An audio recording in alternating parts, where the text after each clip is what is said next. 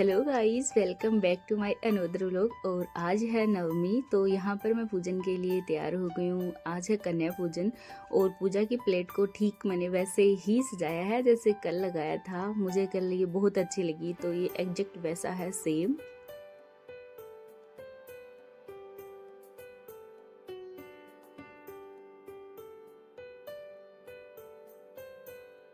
आज है दुर्गा नवमी और आज है हमारे घर कन्या पूजन। तो ये वाले vlog only just early morning का है। फिलहाल 6:30 है और अभी यहाँ पर मम्मी ने लगभग सारा काम कंप्लीट कर लिया। बस थोड़ा बहुत कुछ काम मेरे लिए बाकी है, तो बस उसी में मैं थोड़ी हेल्प करूँगी। तो ये वाला ग्रेटर नया है जो कि मैं नया लेके आई थी, लेकिन ये फ़िलहाल काम नहीं दे रहा है और इसी के साथ मैं इसको चेंज करूँगी। और सबसे पहले ये बस अभी दूध चढ़ाया है खीर के लिए,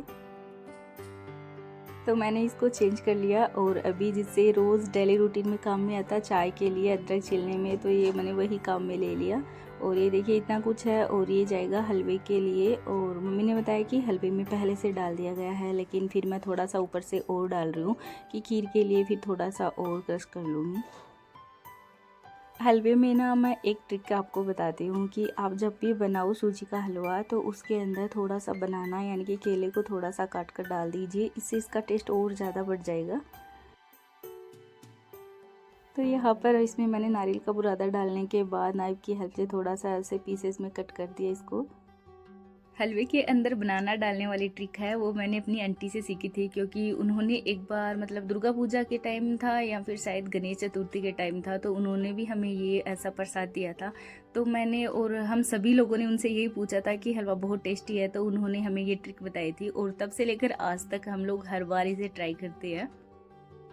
ज़्यादा नहीं, लेकिन करीब अगर हाफ़ केजी सूजी से हम हलवा बना रहे हैं तो उसमें एक बनाना आराम से जाएगा। और सूजी पक्की भी होनी चाहिए, ये तो हमें ध्यान रखने वाली बात है ही। और इससे बहुत ही ज़्यादा अच्छी और यम्मी इसका टेस्ट आता है। एक बार आप कभी भी ट्राई करके देख लेना, आपको पता चल जाएगा। तो यहाँ पर ऑलमोस्ट सभी काम हो चुका है, बस अभी लास्ट फाइनल के अंदर तड़का लगाना बाकी है। तो इसमें प्याज और लहसुन तो जाएगा नहीं, तो बस नॉर्मल यही नॉर्मल मसाले थे जो कि मैंने इसमें डाल दिए। और बस ऐसे ये बॉईल किए हुए आलू हैं और साथ में है छोले और आलू छोले की सब्जी है। क्योंकि ऐसे माना जाता है ना कि जो देवी माँ को जो प्रसाद के रूप में जाएगा वो उनको पसंद है हलवा और पूरी सब्जी।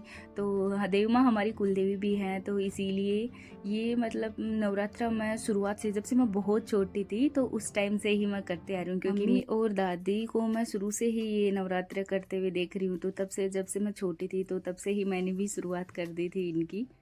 और वैसे अच्छी बात भी है ना कि छोटी उम्र से ही आप पूजा पाठ करते हैं, तो आपको मतलब एक ईश्वरीय आशीर्वाद है वो हमेशा से ही मिला रहता है।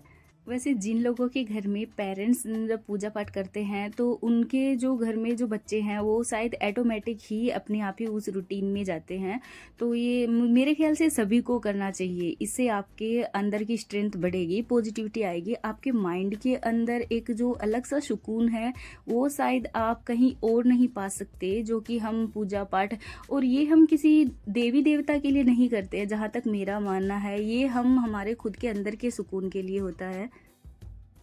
और यहाँ पर फिर मैंने जल्दी से प्लेट लगा ली साथ साथ में, और पहले इसमें सिक्के डालने भूल गई थी तो वो अभी यहाँ पर डाला है। और साथ में ये वाली चॉकलेट मम्मी अलग से कल ही लेके आए थे, वो पहले भूल गए थे बाद में लग कर आए हैं, पता नहीं उनको क्या सूझी। और अब अभी मैंने सबसे पहले देवी माँ के लिए प्रसादी की प्लेट लगा ली है, तो ये सब भोग जाएगा उनकी प्रसाद आरती के अंदर। और यहाँ पर प्लेट लगाने में मैं भूल गई थी, यहाँ पर मैंने खीर नहीं रखी है। बाद में मुझे याद आया, मतलब मम्मी ने याद दिलाया कि खीर भूल गई हूँ मैं, तो फिर वापस से मैं खीर लेकर आई। और आज ही के दिन यहाँ पर नारियल को पधारना होता है। और उसमें एक ध्यान रखने वाली बात मैं आपको ये बताना चाहती हूँ कि नारियल ओनली हमेशा मेल पर्सन से ही पधरवाना चाहिए। आपको लेडीज़ को कभी भी नारियल नहीं ऐसे पधारना चाहिए, क्योंकि नारियल का शेप है, नारियल को देवी का गर्भ रूप माना गया है, तो लेडीज़ के लिए ये थोड़ा सही नहीं रहता।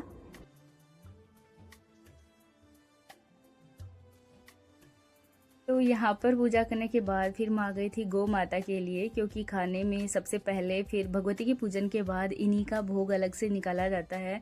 तो यहाँ पर मैंने इनको तिलक किया और बड़ी मुश्किल से किया था इनका तिलक, और इसके बाद इनको भी ऐसे खाना खिलाया। भगवती के भोग के बाद एक कटोरी अलग से गौ माता के लिए भी निकालनी चाहिए, क्योंकि गौ माता में 33 कोटि देवी देवता वास करते हैं। और ये बात मैं अपने मन से नहीं बोल रही हूँ, हमारे शास्त्रों में भी लिखा हुआ है कि समुद्र मंथन के टाइम गौ माता भी साथ में निकले हुए थे। और वैसे आजकल मार्केट में भी छोटी छोटी जो गौ माता बनी हुई होती है, उन पर हर जगह ऐसे लिखा होता है कि कौन से देवता का वास गौ माता के किस अंग पर और किस जगह होता है। तो जिनके पास भी ओरिजिनल गौ माता नहीं है, तो इनका वो प्रतिमा स्वरूप, बिंब स्वरूप भी लेकर आ सकते हैं। घर में इनको रखना बहुत ही शुभ माना गया है।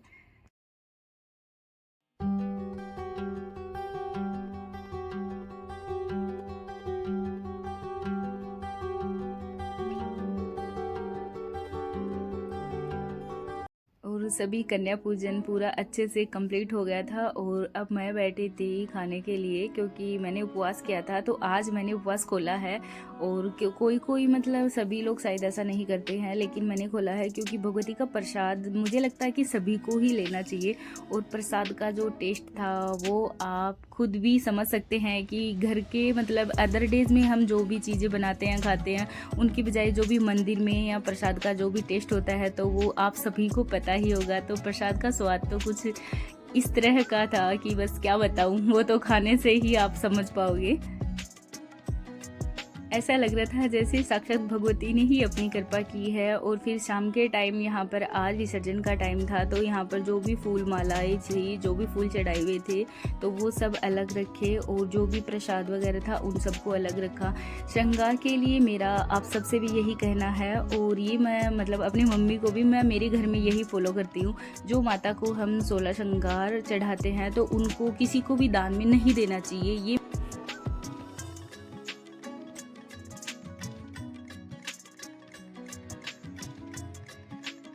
और जो कलश का पानी है वो आप अपने घर में ही रखिए, घर में छिड़के, इससे उनका आशीर्वाद आप सबको भी मिलेगा। और माता की चुनरी है वो आप किसी छोटी कन्या को भी दे सकते हैं, या फिर आप अपने घर में भी रख सकते हैं। हम लोग हमेशा घर में रखते हैं। और वही सेम रिपीट बात की चुनरी है, तो माता जी ने ओढ़ी थी 9 दिन के लिए, तो यहाँ पर मैंने ओढ़ी। मुझे ऐसे लग रहा था कि आशीर्वाद मुझे मिल गया पूरा। और अभी जवारे हैं और जो भी अनाज रखा था वो हम कुएं के पास, मतलब हमारा एक पर्सनल एरिया होता है सभी का, तो हम पीपल के नीचे इनको चढ़ा सकते हैं। तो वहाँ पर ये जवारे जाएंगे। और अगर आप कहीं ऐसी जगह रहते हैं जहाँ पर कि आपके पास में पीपल वगैरह नहीं है, होता है कभी कभी लाइफ में ऐसा, तो आप घर में ही किसी गमले के अंदर इनका विसर्जन कर सकते हैं। तो यहाँ पर हम लोग आ गए थे अपने कुएं के पास, जो पीपल है वहाँ पर खेत के अंदर। और यहाँ पर मैं और मेरी आंटी आए हुए हैं। बाकी कुछ लोगों ने जो कि उन्होंने पहले ही विसर्जन कर दिया आज के दिन, तो हम लोग अभी आए हैं शाम के टाइम, तो सभी लोग यहाँ यहीं पर करते हैं। यहाँ पर हम लोगों ने जवारे तो यहाँ पर चढ़ा दिए हैं पीपल के नीचे। और यहाँ पर जो भी खंडित मूर्तियाँ होती हैं वो भी यहीं पर चढ़ाते हैं। किसी भी पीपल के पेड़ के नीचे ही किसी भी खंडित मूर्तियों को चढ़ाना चाहिए। और यहाँ पर प्रसाद वगैरह चढ़ाने के बाद अभी जो अनाज था वो हम अलग जगह रखेंगे। और ये वो स्पेशल एरिया है जहाँ पर सभी कॉलोनी वाले अनाज रखते हैं स्पेशली पक्षियों के लिए, तो ये उनके खाने के काम में आ जाएगा, क्योंकि पीपल के नीचे तो फिर वो मिट्टी में जाएगा, तो इसीलिए सब लोग यहीं रखते हैं।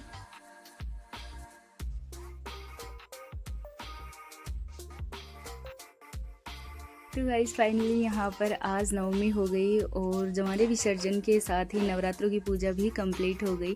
और मौसम देखिए बहुत अच्छा था। आज इतने दिनों के बाद मैं घर से बाहर निकली हूँ। फिलहाल शाम के ना 6:15 6:30 भी हो गए हैं फिलहाल। और ये देखिए मौसम बहुत ही प्यारा था। और हम सब लोग आए हैं, मैं और आंटी जवारे लेके आए थे और चिल्लर पार्टी हमारे साथ आए थे। और यहाँ से अभी जा रहे हैं हम लोग घर। तो गाइज आपको व्लॉग कैसा लगा? अगर अच्छा लगा हो तो प्लीज़ लाइक शेयर और सब्सक्राइब जरूर करना। Thank you for watching. मिलते हैं नेक्स्ट व्लॉग में।